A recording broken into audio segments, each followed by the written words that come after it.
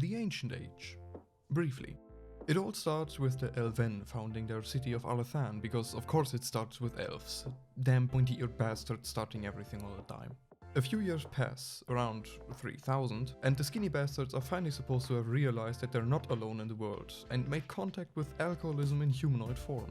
15 centuries go by, and the humans supposedly arrive in Thedas from the north. If and why they did is debated, which translates to we don't fucking know where they came from, but they had to have come from somewhere. So we made up a story that they came from the far north, even though there is a fuck all sea and or mountain range behind jungles in the way, which would mean that humans descend from jungle people or had to have ships to cross the bloody ocean. History is accurate, as always. Oh, also humans were tribesmen, called the Neromanians. The dangerously thin fashion models that would make twigs think damn they skinny, which until then were immortal, start to drop dead like flies, which sent them into a frenzy that makes them keep their distance from the drooling lunatics known as humans. In their minds, the humans are responsible because humans die and they didn't, which means that they contracted some kind of human aging disease, cause that makes sense. Medieval medicine is amazing. Some humans start to learn magic by listening to dragons whispering in their ear while they're dreaming. Trust me, it makes sense when you think about it. Having your inner ear canal licked by an oversized serpent with wings also qualifies you for a position of power, which is why they became priests and leader of their people. Sometime later, the Neromanian tribes split into 4 kingdoms, following the example of their peers who already fucked off a couple decades earlier. Tevinter, Barindur, Carinus, and the most creative of all, Neromanian, are founded. Barindur doesn't last very long though, as they kinda vanish under volcanic ash a few years later. Darinius is born, and after a series of actually quite interesting and at the same time predictable events takes the throne of Tevinter, which makes him High King of 2 kingdoms at once, the greedy prick. Because 2 isn't enough, he goes on to make the wandering alcoholism his best buddies, and after beating the shit out of each other for a couple of hours, the king of the dwarves and the king of the humans forge a lasting alliance. That's how politics work, just beat the shit out of each other.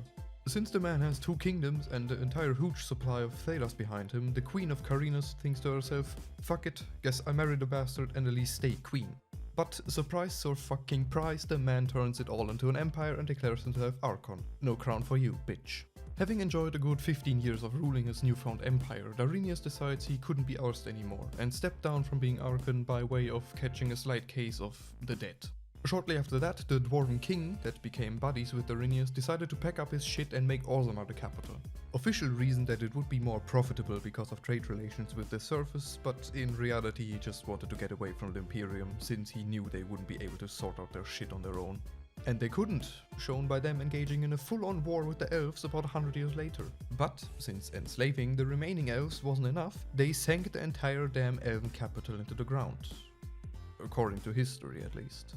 With the help of their new elven slaves, they also managed to expand across the continent a little bit. Not that it really matters, because not even 200 years later the Western Imperium rebels and declares they had enough of this shit, officially forming the Kingdom of the Anderfels. Then they had a small civil war that lasts 70 years because their Archon was slightly killed and the others didn't want the apprentice to inherit his glorified chair. Negative 395 Ancient. The fun begins. In a fit of boredom and fueled by snorting coke for 17 days straight, a group of magisters decides to physically enter the Fate. You know, the non-physical realm of dreams and shit. Since that wasn't enough, they also make their way into the Golden City, which then kinda turned to shit and went to a millennia-long goth phase.